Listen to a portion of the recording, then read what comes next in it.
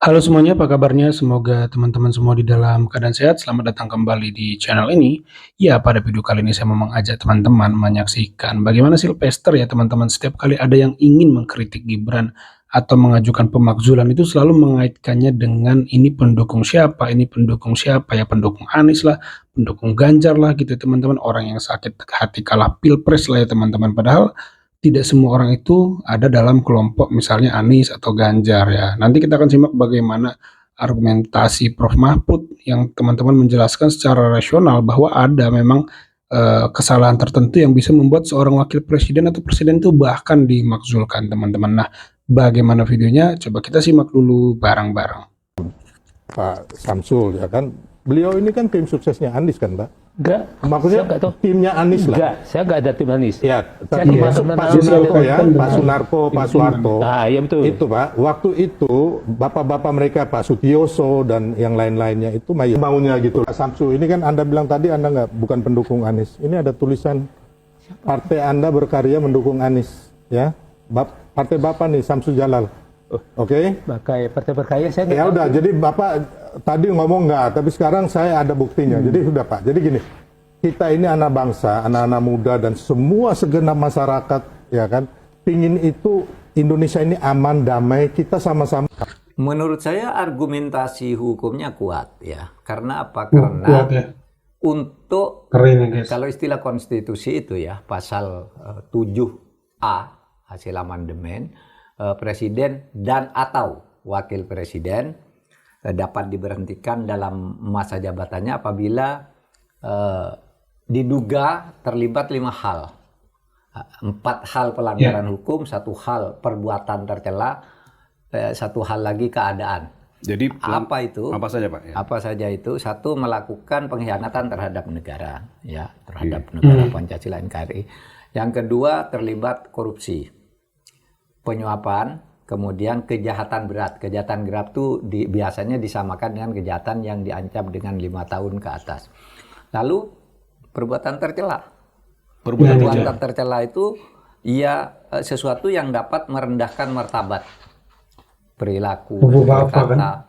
Itu bisa dengan mudah terkena kepada siapapun itu Pak ya? Iya, bisa mudah. Tercela. Makanya itu nanti dinilai politik soal perbuatan tercela itu.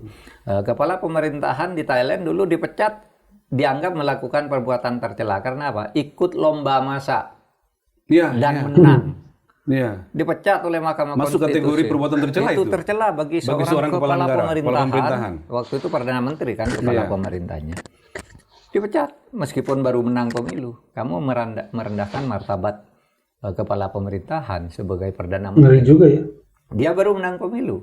Kenapa masa ikut lomba bersama rakyat kecil yang hura-hura, yang kemudian kamu menang dan menerima hadiah? Itu dengan bangga dipecat. Jadi perbuatan tercela itu sangat fleksibel, tergantung pada situasi politik.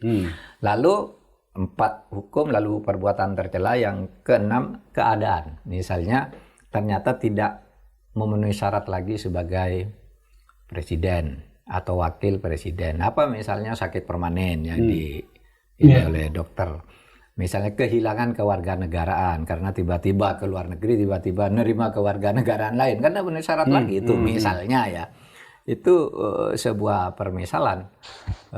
Atau malah berhenti. Saya minta berhenti gitu kan. Berarti kesediaannya udah enggak ada kan. Harus diproses begitu. Itu keadaan namanya.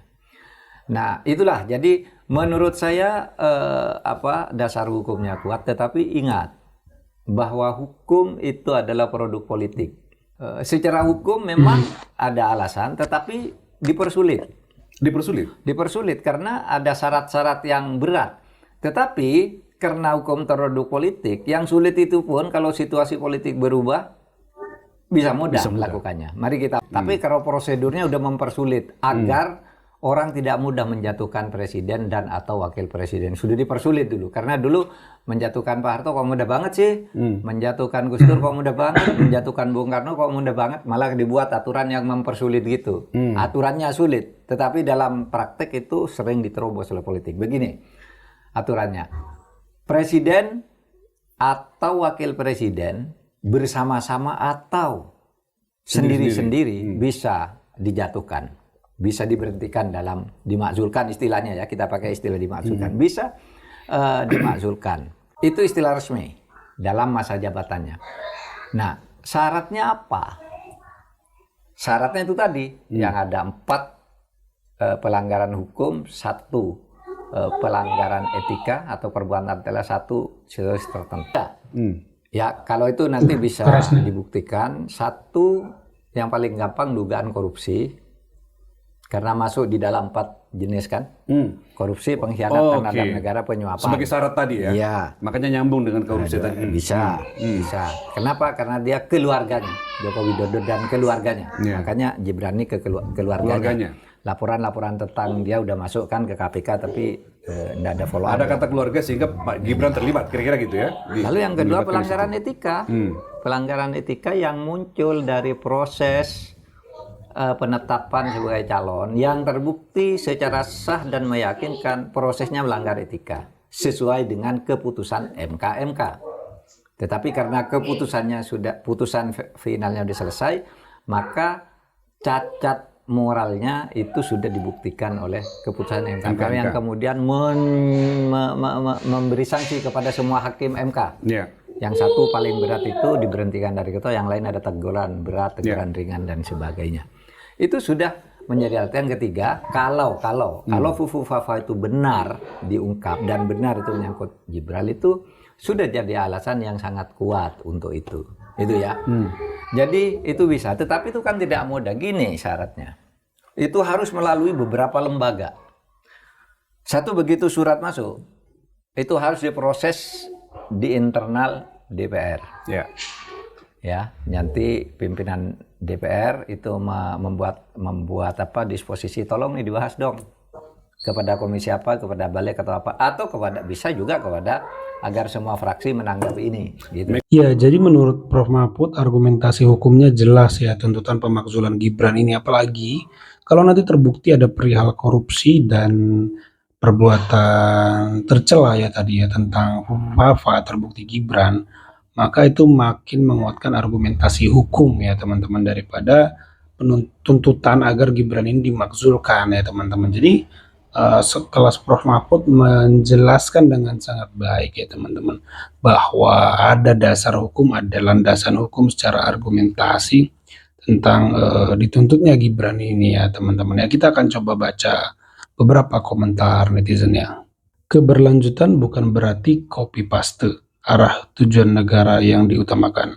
Maka Presiden Prabowo Subianto harus berani meninggalkan jejak sejarah Jokowi. Yang setuju Gibran dimakzulkan dan Jokowi diadili, mohon komentarnya biar berkurang beban negara ini. Teruslah melangkah, terus berkarya, sehat terus ya Pak Mahfud. Negara ini masih membutuhkan Bapak. Bagi saya Pak Mahfud adalah panglima hukum. Ya teman-teman ya. Sangat setuju Gibran dimakzulkan. Sepakat dan mendukung Purnawirawan TNI. Beliau bukan orang yang punya kepentingan, melainkan cinta bangsanya sendiri. Semoga rakyat Indonesia berani bersuara dengan niat untuk memakzulkan Wapres kita demi kedaulatan dan kesejahteraan negara kita. Sehat selalu dan panjang umur Prof. Mahfud. Anda adalah negarawan sesungguhnya. Demi negara Indonesia yang baik, Gibran dimakzulkan saja, nggak berbobot. Ya, kalau dari teman-teman sendiri bagaimana nih? Coba tambahkan di kolom komentar. Jangan lupa di like videonya, di subscribe channel ini agar terus berkembang. Teman-teman juga boleh berlangganan sebagai bentuk dukungan untuk admin ya teman-teman ya. Itu saja video kali ini. Terima kasih yang sudah menyimak sampai selesai. Sampai jumpa di video saya selanjutnya.